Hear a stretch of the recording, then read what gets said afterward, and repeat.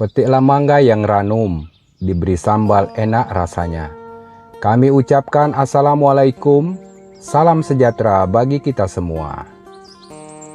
Burung bio berkumandang, berdandan dan bernyanyi.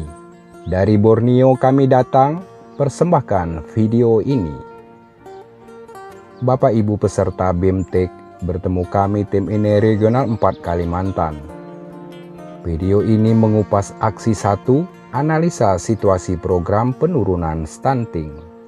Bapak Ibu peserta BEMTEK kami hormati, mohon izin kami sampaikan apa yang dimaksud dengan analisa situasi dalam aksi 1. Analisa yang dimaksud adalah proses mengidentifikasi sebaran stunting dalam wilayah kabupaten kota, cakupan intervensi, situasi ketersediaan program, dan praktek manajemen layanan. Perlu juga kami sampaikan, tujuan analisa situasi atau ANSIT adalah 1. Menentukan lokasi program prioritas. 2. Perbaikan manajemen layanan untuk meningkatkan akses rumah tangga 1000 hari pertama kehidupan terhadap intervensi gizi spesifik dan sensitif.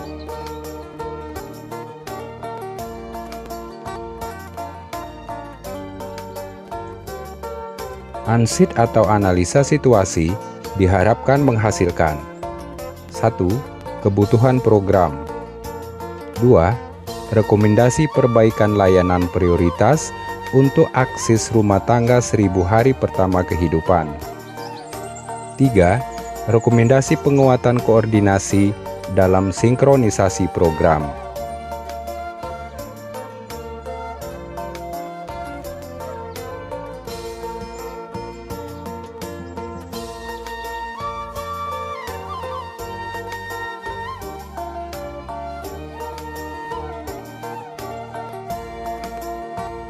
Jadi, ANSIT adalah serangkaian proses mengidentifikasi, memprioritaskan, dan menentukan program atau kegiatan intervensi stunting terintegrasi. Dalam memproses ANSIT, perlu dilakukan prioritas 4 hal. 4 hal yang dimaksud adalah 1. Memprioritaskan alokasi sumber daya yang dikelola kabupaten kota bagi peningkatan cakupan layanan pada intervensi gizi prioritas. 2. Memprioritaskan upaya perbaikan manajemen layanan bagi peningkatan akses rumah tangga 1000 hari pertama kehidupan secara simultan terhadap intervensi gizi prioritas. 3. Meningkatkan efektivitas sistem manajemen data untuk menunjang keputusan alokasi program dan lokasi fokus. 4.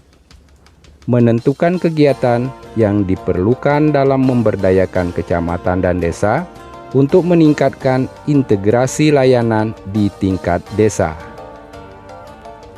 Jika ANSIT atau analisa situasi dilakukan dengan cara menyatupadukan 4 hal prioritas, maka ANSIT layak disebut sebagai dasar penentuan rekomendasi kegiatan atau program untuk diteruskan ke aksi 2.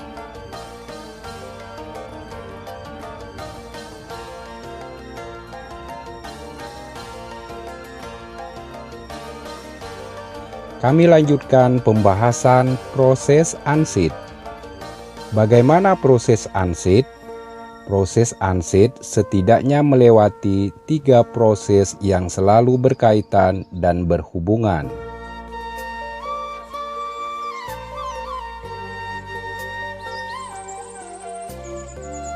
Proses pertama, peserta ANSIT melakukan analisis sebaran prevalensi stunting dalam wilayah kabupaten kota. Kata kuncinya, bagaimana pola sebaran prevalensi stunting dalam wilayah kabupaten kota? Proses ini harus menghasilkan keputusan sebagai berikut. 1. Analisa situasi. 2. lokasi fokus penurunan stunting. Hasil keputusan analisa pertama dicatat ke dalam format 1.1.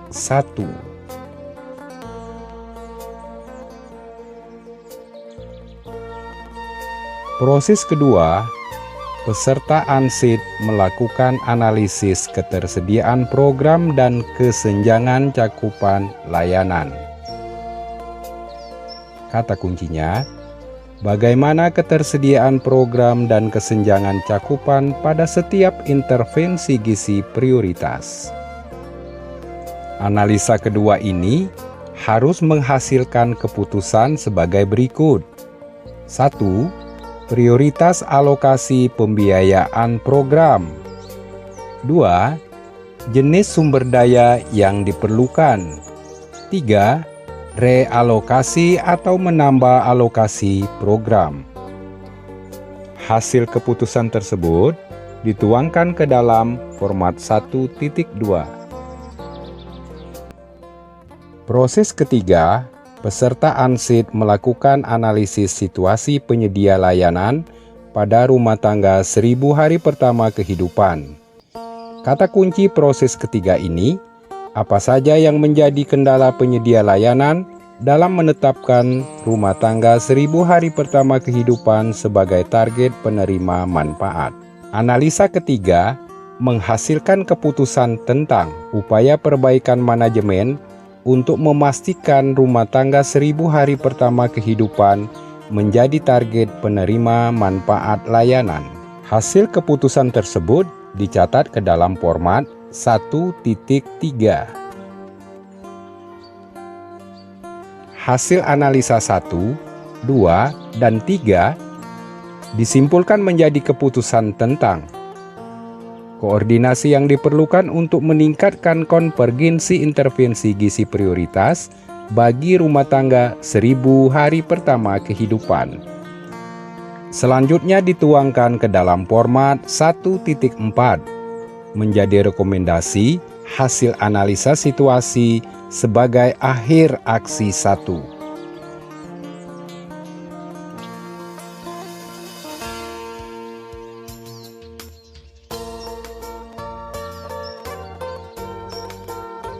Peran UPD Kabupaten Kota dalam aksi 1.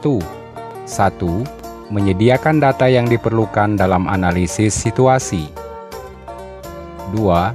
Menganalisis penyebab kesenjangan cakupan layanan baik pada skala kabupaten kota maupun pada desa atau kelurahan fokus. 3. Menganalisis ketersediaan program tahun berjalan untuk mengatasi penyebab kesenjangan cakupan layanan. 4. Menganalisis kendala penyampaian layanan bagi rumah tangga 1000 hari pertama kehidupan. 5. Mengidentifikasi kesenjangan data saat ini, ketersediaan, kualitas, aksesibilitas data. 6. Menganalisis kendala koordinasi antara UPD dan dengan desa kelurahan dalam sinkronisasi penyelenggaraan intervensi. 7. Bersama lintas sektoral, dikoordinir oleh Bapeda merumuskan rekomendasi hasil analisis situasi.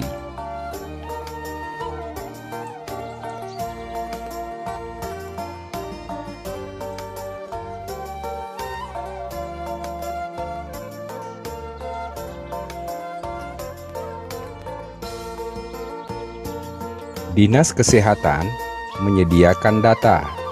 1. Data balita stunting. 2. Data cakupan layanan termasuk indikator tambahan. 3. Data pendukung kesehatan, data supply 1, dan data supply 2. Data yang disediakan Dinas PUPR adalah 1. Data pendukung program air minum dan sanitasi. 2. Cakupan rumah tangga yang menggunakan sumber air minum layak. 3. Cakupan rumah tangga yang menggunakan sanitasi layak.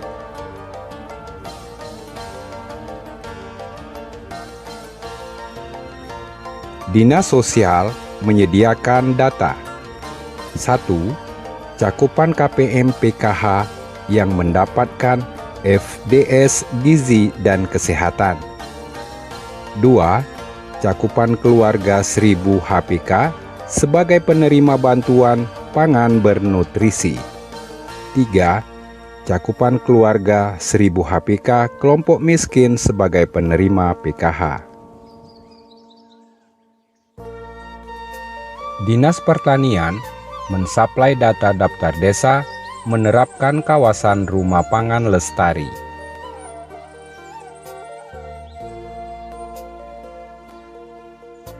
Dinas Pendidikan menyediakan data cakupan anak usia 2-6 tahun terdaftar peserta didik di PAUD.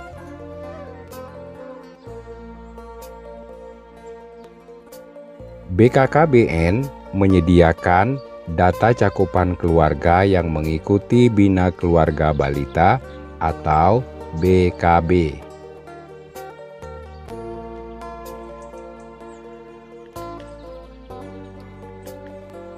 Data pendukung lainnya. A. Data hasil review kegiatan Aksi 8 tahun sebelumnya. B. Dukcapil menyediakan data cakupan bayi yang memiliki akta kelahiran. C. Dinas PMD menyediakan data. 1. Pemetaan ketersediaan program atau kegiatan bersumber APBDes fokus tahun berjalan yang relevan atau sesuai untuk mengurangi kesenjangan layanan. 2. Pemetaan sumber daya layanan yang disediakan APBDes fokus pada tahun berjalan.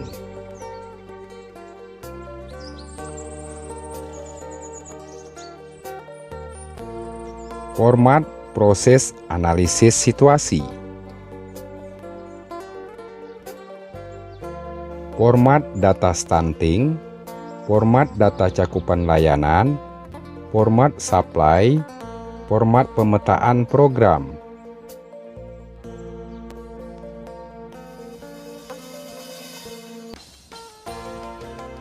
Format proses 1, format proses 2, format supply, format pemetaan program. Proses selanjutnya adalah format 1.1 Desa Lokus. Format 1.2 Daftar intervensi prioritas.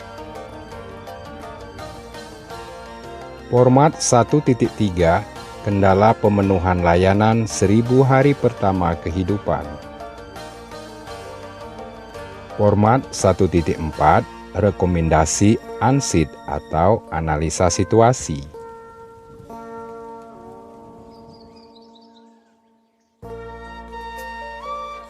Kriteria seleksi dan prioritas Desa Lokus. Kriteria yang digunakan untuk menetapkan desa lokus sekurang-kurangnya meliputi 1. Memiliki prevalensi stunting melebihi rata-rata. 2. Memiliki jumlah kasus stunting melebihi rata-rata. Lebih dari 50% indikator utama menunjukkan cakupan intervensi gizi tergolong kurang.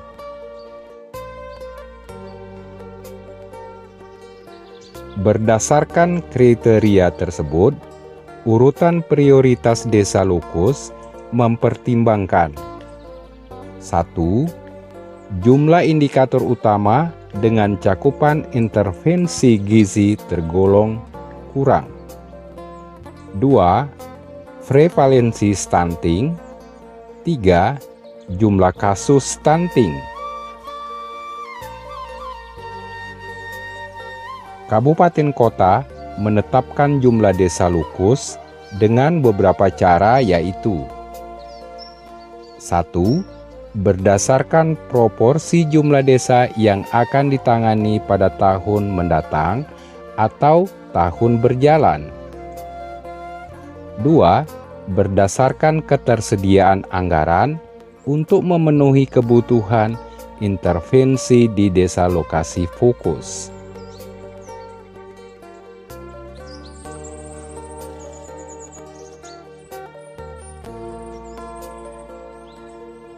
Jika sudah selesai melaksanakan aksi 1, format 1.1, 1.2, 1.3,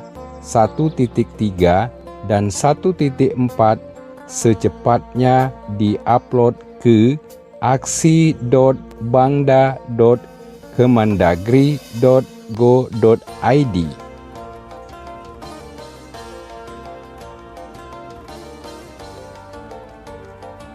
Analisa situasi ini akan membantu kabupaten kota dalam menentukan alokasi pembiayaan program atau kegiatan yang diprioritaskan, menentukan upaya perbaikan manajemen layanan untuk meningkatkan akses rumah tangga 1000 hari pertama kehidupan. Analisa situasi harus mencerminkan upaya penurunan stunting.